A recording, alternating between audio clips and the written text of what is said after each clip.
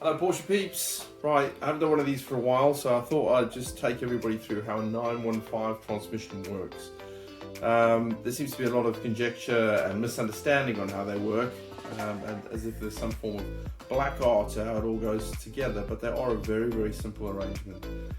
Where there is only two shafts. You have an input and an output shaft. So without further ado, this is how they work. So you have an input shaft and an output shaft, which is your pinion, which runs on your crown wheel. So that's where your drive goes through. It comes in through the input shaft from the engine, through these gear sets, and then down through the output shaft. Right, the way the gear sets work is that they're in what they call constant mesh. So the gears, these main sets over here, are always in constant mesh. They don't move, they don't adjust, they stay in their static positions. And every gear set has a freewheeling gear and a fixed gear set. So that's how you're capable of exchanging the gears up and down through the ratios. So for instance, on a 915 gearbox, first gear is set at the back. So you've got first, second, third, and fourth. And as I said, they're all paired, so all the gear sets are paired up and they're numbered. So for instance, over here, this is fifth gear, which is in the back of the gearbox, but you can see that there are numbers on them. So each gear set is numbered and paired up, and one will be fixed and one will be freewheeling.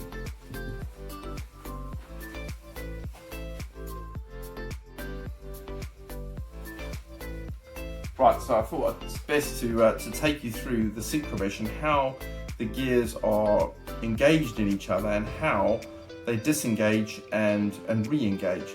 So as I said, you've got a fixed gear, which is splined to its corresponding shaft, and a freewheeling gear, which is on a set of things called idler rollers. And they just spin constantly when they're not fully engaged.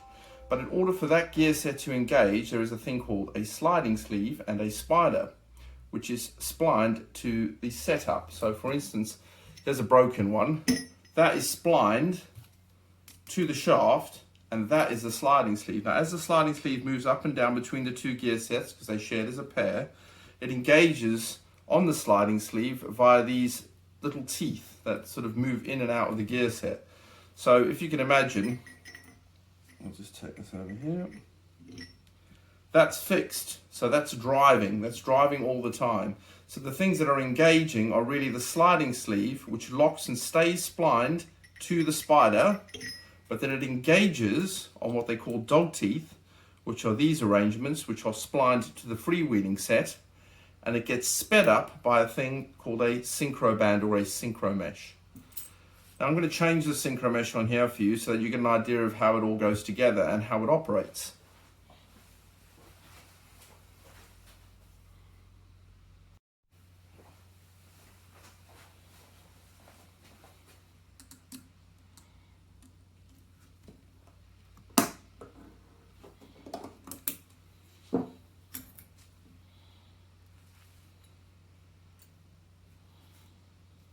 Now, okay, so if you have a look in the synchromesh itself, you have, or synchromesh, the gear set itself, you have a series of brake bands, stops or riding stops as they call them, and the dog teeth. Now the dog teeth are splined to the freewheeling gear set. Now this is what engages on your sliding sleeve. These lock together and engage the gear set and provide the drive. So that grinding noise you're hearing when you're not getting your gear set is the pickup on these dog teeth and the edge of the sliding sleeve. Not ideal, but in order to make sure that it engages correctly, you need to be able to bring the gear speed up to its correct speed of the road or the speed of the engine at the time. So there are these little things called brake bands in here, which operate on little stops either end, and the synchromesh. Now here's an old synchro and here's a new synchro. They sit within the dog teeth, which are engaged on the spline, and the synchro sits over the top of them. And the way it works is the synchro has a certain spring function on it, and it engages into the dog teeth. It's held in by a circlip, but when you bring the gear set up to speed, when the sliding sleeve slides over, this slides over, begins to lock on to the roughness of the synchro, engages the gear speed up or down in accordance with how fast the engine is moving, and then you engage the set into the teeth. So there is a value across that, and also if you look at the synchro itself, they present with some wear, but this synchro is absolutely fine, but I'm going to replace it anyway. There's a coarseness, so a worn synchro will be worn completely down. Normally they're shiny in their appearance. Let me show you one other.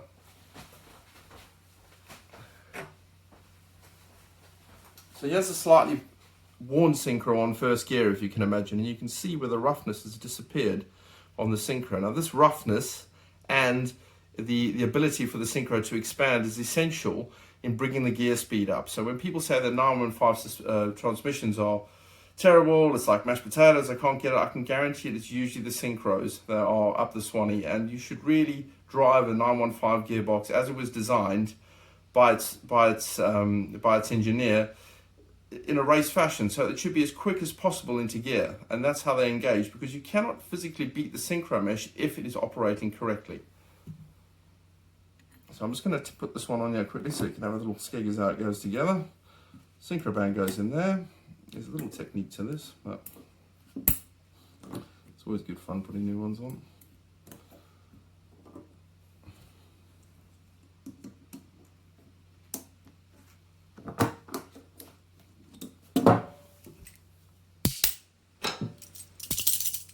And that's the new synchro engaged.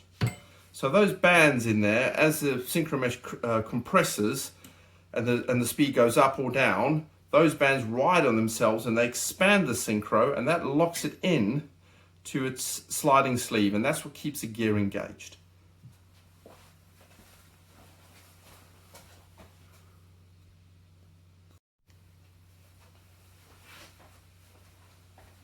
So back to the transmission. Okay, so as I mentioned, we've got first, second, third, fourth, and fifth in reverse, which is in the back of the gearbox.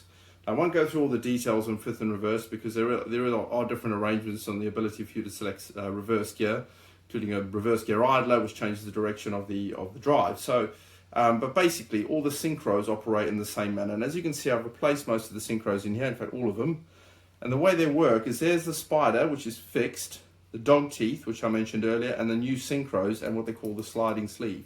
So, for instance, first, second, third, fourth. Say I want to select fourth gear. This has a selector shaft, which has a selector in it, which engages the gear set by physically bringing the gear up to speed by operating the synchro mesh and locking it in. So now we've selected fourth gear.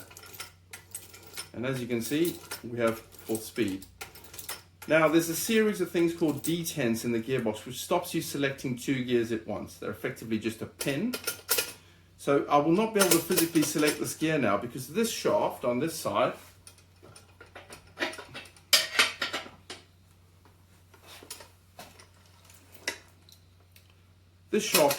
has a pin in it, and because there are two recesses in the shaft, this pin has dropped down and locked this shaft to stop me selecting this gear. So I cannot physically select that gear unless I disassemble the selector fork completely. So that's how it stops you selecting two gears at once.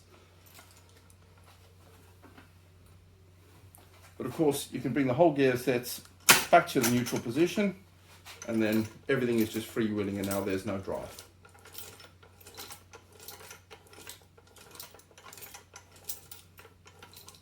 And the same for first gear here. So first gear, shared set. So first, second, shared set, freewheeling gears. First, part of the input shaft. Second, spline to the input shaft. The two fixed gears, the two freewheeling gears. And that's pretty much the way the 915 transmission works.